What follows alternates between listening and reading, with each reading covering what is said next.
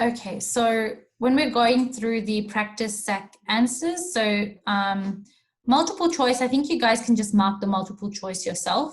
I did cross out question 4 multiple choice. I didn't realize that it was irrelevant, but only after going through it again the other day I realized. So you don't have to do question 4 multiple choice, okay? If you did do it, that's good, but obviously it's about brainwaves, and brainwaves is not something we're doing anymore for this study design. Okay, so those are the answers. I will upload this onto the social stream after class, so you can self-correct your multiple choice there. Alrighty, so we'll just start going through the short answer questions, and I just want to emphasize on how the marks are broken down so you have a better idea. Again, we'll upload this as well, so you can go through it in more detail afterwards. So question 1 said, explain why consciousness is often described as a psychological construct. So consciousness is a psychological construct as it describes a concept that is known to exist. So that's going to give you 1 mark, but this concept cannot be directly observed or measured. Okay, so that's the other mark there. So you got 1 mark for the first half, which is that this idea of consciousness is something that we know exists. And then the other mark is what it cannot be directly observed or directly measured. Okay, so that's 2 marks in total. Part B is provide 1 example of a naturally occurring and an induced altered state of consciousness. So a naturally occurring altered state of consciousness could be sleep, and induced altered state of consciousness could just be an alcohol-induced altered state. Okay, now just be careful with the terminology. I know that alcohol-induced altered state of consciousness is just a fancy way of saying being drunk, but being drunk isn't really our terminology that we use, okay? Even if you look at the textbook, it's not the terminology that they use. Even though it is easier to say being drunk, the more correct word is alcohol-induced altered state of consciousness. So just try to use that terminology there. Okay, other examples or other possible answers that you could have come up with for, I'll use a different color to indicate them. Other possible answers you could have come up with could have been something like, for naturally occurring altered states, could have been daydreaming. That is also a naturally occurring altered state, and dreaming. Okay, so both of those are also alternative answers. The alternative answers for induced altered state could have been being in hypnosis, okay, meditating, being in a drug-induced altered state of consciousness, being under anesthetic. Okay, no, it's not Z, it's S. I'm not an American. Okay, so add to dictionary. All right, so yeah, essentially that's what, those are some alternative answers that you could have. Now remember, it just says provide 1 example. Doesn't tell you to explain the example. It's only worth 2 marks. There's 2 options here. Each one is worth 1 mark. So you've got to kind of use your understanding of mark allocation to really determine and gauge how much you're going to write here. If you just waste time then giving me a definition of sleep, or you're simply wasting your writing time there and you're not using that time wisely. Okay, just 1-word answers here because all you got to do is provide an example. Alrighty, next question. So question 2 is Louise's grandmother likes to work on her knitting while she watches the afternoon game shows on television. She's able to call out the answers to the game show questions without ever dropping a stitch.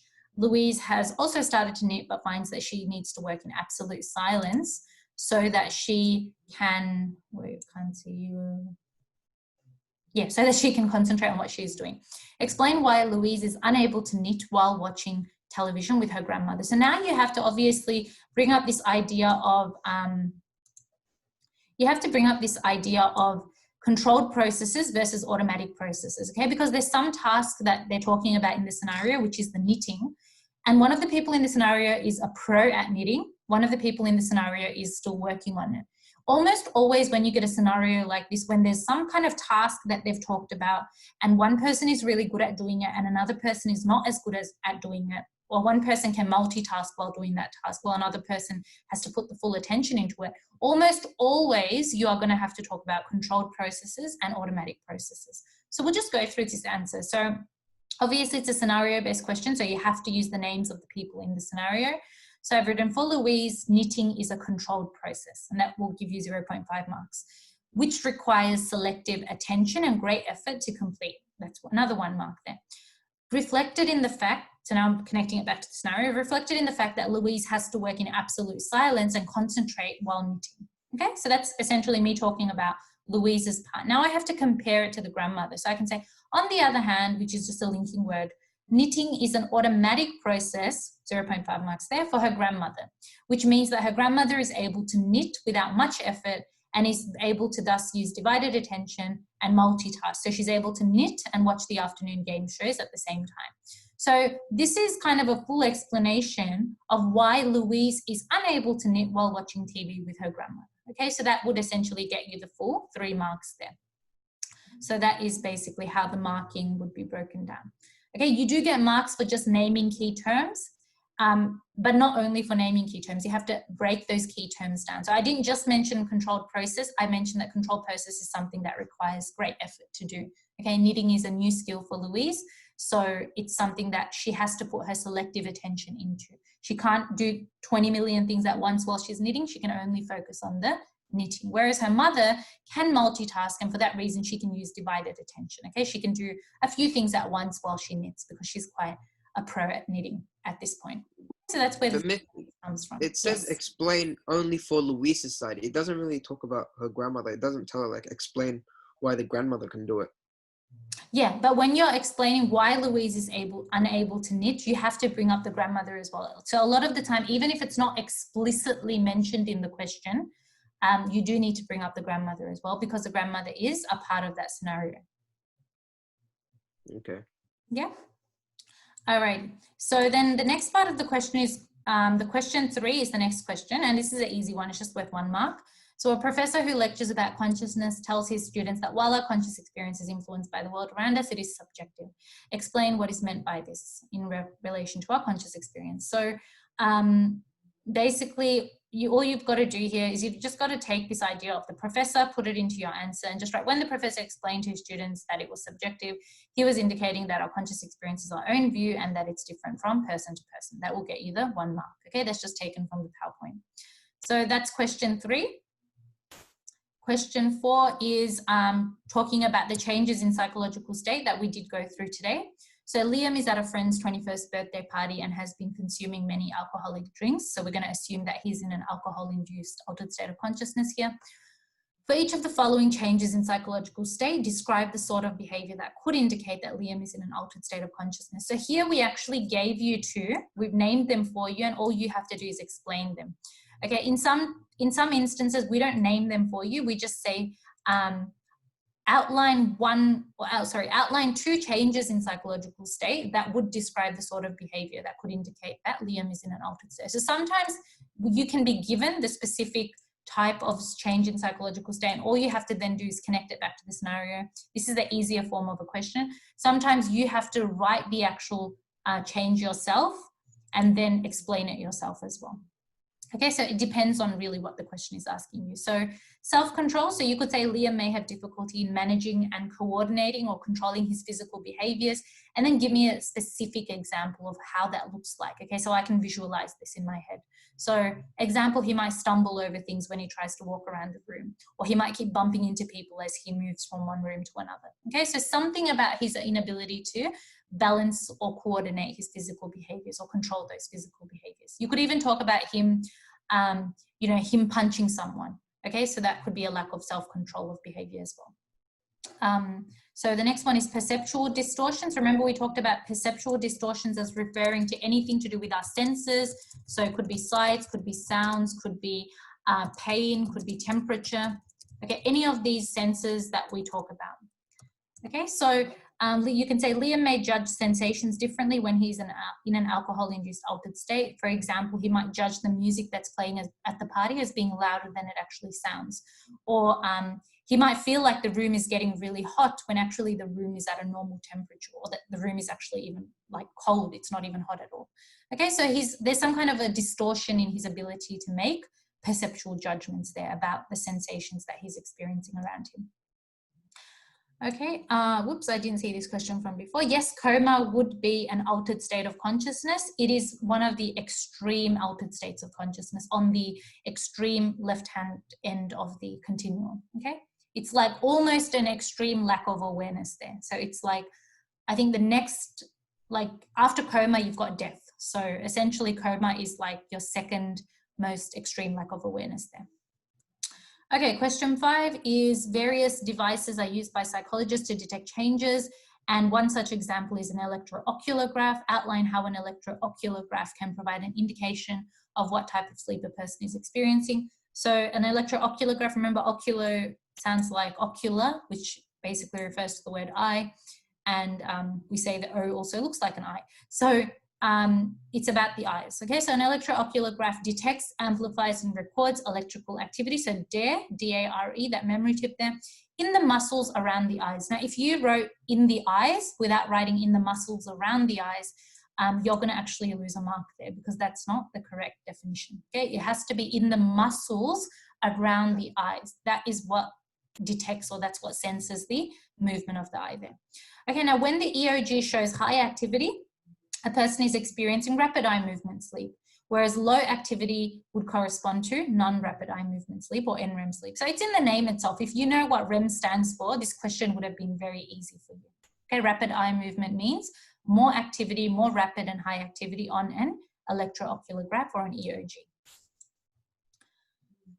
Okay, question 6. So question 6 is Harry has just fallen over and broken his leg. This injury is causing him significant pain and distress. When he's taken to the emergency room, they give him a medication containing codeine. Is codeine an example of a stimulant or depressant? Briefly describe the effect of codeine on Harry's functioning in terms of brain and or nervous system activity. So you get 1 mark for this question by just identifying, is it a stimulant or depressant? So if you wrote codeine is a depressant, or you just simply wrote depressant, you would get 1 mark for that. And then the next mark out of these 2 marks comes from you explaining briefly, because it only says briefly, what type of effect that's going to have on Harry's nervous system functioning or nervous system activity. So in the slide in chapter 8, when we did this topic, we learned that codeine or any kind of depressant related drug actually depresses or decreases or leads to a decline in the activity of the nervous system. So it actually kind of calms our nervous system down and has that calming effect, okay? Which is probably why the doctors gave him codeine containing medication, because he's probably very aggravated. The pain is causing him a lot of nervous system, overactivity in his body. And so the codeine kind of calms him down and kind of reduces that pain. Okay, so codeine's gonna affect Harry's functioning by decreasing, that was a key word there, any similar word would have been accepted, by decreasing the activity within his central nervous system and his body. Remember, whatever drug we're talking about, whether it's a stimulant drug, whether it's a depressant drug, it always affects your central nervous system. You don't have to write central nervous system and his brain, because obviously your central nervous system contains the brain anyway. Okay, but you can write central nervous system and his body, that would be fine. Okay, so that's basically where the other mark comes from. And question 7, so almost done on the second, almost done. So question 7 is Dawson and Reed conducted a study where they investigated the impact of sleep deprivation versus high blood alcohol concentration on participants' ability to complete a cognitive task. So what is one real life implication? Now this is really important, particularly when we talk about studies or experiments. It's not just enough for us to know what happened in the study. Whoa, why is my computer frozen? Oh, okay. It's not just important for us to know what happened in the study, but also to know what did the study teach us? Okay, or what effect did it have on real life? Remember with Loftus's studies that we did in Unit 3, we talked about how Loftus's study showed us that we can't actually trust eyewitness testimony, that we can't use eyewitness testimony as a standalone resource when it comes to convicting someone, because a lot of the time eyewitness testimony is not accurate and not reliable. So what is the real life lesson we learned from Dawson and Reed study? So this is only worth 2 marks. So the first thing you're going to write down is the general idea. So Dawson and Reed study demonstrated that being sleep deprived could have cognitive effects on a person's ability to complete tasks safely. Okay, specifically their findings showed us that people who are sleep deprived could not undertake tasks that required concentration or some level of focus or reaction time, such as driving, as they are likely to make poor judgments or errors compared to people who are not sleep deprived. So if you're anything else similar, it doesn't have to be the same answer. If you're anything similar about, you could even talk about the whole power naps that TAC brought up, talking about this idea of campaigning that if you're sleep deprived, don't drive or don't get behind the wheel. Okay, any similar answer would have got the 2 marks there, okay? As long as you've made some reference to the fact that people who are sleep deprived generally struggle with being able to concentrate or focus properly compared to people who are not sleep deprived. Okay, so that is the real life implication. You don't even need to talk about the whole 16 hours, resembling the same performance as a BAC of 0.05. No, we're not asking you to describe the findings of the study. We're asking you to outline the real life implication of the study. Okay, so you just have to talk about what did the study teach us, what effect did this study's findings have on our real life and in terms of what we think about being sleep deprived. Okay, question 8. So Alina has just come back from a business trip to America. She feels exhausted and has had trouble sleeping. Name the circadian rhythm phase disorder. So this one's pretty straightforward. She's obviously come back from a plane all the way to America. It's a pretty long trip, so she's probably experiencing jet lag. And then part B of the question is describe and classify any two effects of the circadian rhythm phase disorder you mentioned in part A. So any two effects, which were those colorful slides that we had in the PowerPoint, talking about the different effects of jet lag. And I think we used the memory tip, I think it was flipped, not that, flipped, yeah, flipped, to remember those different effects of jet lag. Okay, don't worry about the classify part. By classify, we just mean that you give a general idea of what it is, and then you link it back to describing it to Alina's situation. Okay, so Alina is likely to experience impaired concentration. Example, she might not be able to focus properly when doing tasks. So you're not just naming that, but you're also kind of really briefly linking it back to Alina as well in terms of what she can or cannot do. Also, Alina may experience a general feeling of being unwell. Example, she might get a headache, or example, she might experience digestive issues. Okay, so you're unpacking that term. You're not just simply stating it, but you are giving an example, which always makes your answer a lot better. Okay, so that is part B there. And the last question is probably repetitive. I mean, we've done this when we did the chapter 10 PowerPoint, but it's just about bright light therapy. Tina's 14 years old and was diagnosed with delayed sleep-wake phase disorder. Now, whenever you see this term, it's simply referring to the sleep-wake cycle shift. Oh, what did I do? Oh my gosh, why is my computer so slow? Okay, so yeah, whenever you see this term, we're basically talking about the sleep-wake cycle shift in adolescence. It's just another term connected to that sleep disturbance there.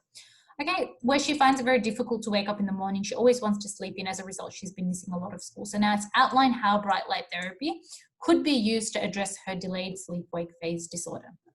Okay, so just like we looked at in chapter 10 in that slide, if Tina was to go through bright light therapy, the first part of the answer that we're really concerned about is the fact that she needs to sit in front of the light box for about 20 to 30 minutes every, well, I cannot. Okay, good. Sit in front of the light box for around 20 to 30 minutes every morning. Now, it needs to be in the morning time because this is the part of the day where she's finding it difficult to wake up. Okay, now this part is also important. Now, the light from the light box is going to signal to the brain's suprachiasmatic nucleus that it is daylight. So you do need to know this word. Okay, it doesn't matter if you spell it wrong, but it shouldn't be spelled so wrong that, I don't know, it looks like the word superhero rather than the word suprachiasmatic, but just try your best to spell it correctly. Okay, and the reason that we are telling you to remember this word is that in the past Vika kind of reports, they do expect you to be able to quote this brain structure with reference to bright light therapy. Okay, so if we can train ourselves to do that now, it will always be better and will get us into the habit of writing that down. Okay, so the light from the light box is going to signal to your brain's suprachiasmatic nucleus that it is daylight. So your brain will register that, okay, now it's daylight, now it's time to wake up. In turn, the suprachiasmatic nucleus can adjust the biological clock, and how it does this is that it actually stops the release of melatonin. So when Tina wakes up, eventually what the bright light therapy will do is that it's going to stop the release of melatonin around the time that Tina wakes up for school. And so when she actually wakes up, she's no longer going to feel drowsy or feel like she's just been woken up from the middle of sleep. She is going to feel like, yep, it is daytime. It is time for me to be awake and get ready for school. Okay, so the last mark, this is a 4-mark question. The last mark comes from just simply linking to the scenario. So using Tina's name, connecting it back to this idea of her waking up for school because she's a school student. Okay, just this idea. Okay, just linking it and using her name. And that is a whole mark there just for linking that to the scenario. Okay, so that's essentially 4 marks in total. So just make sure you do those things I've highlighted in the blue there, and you should be okay.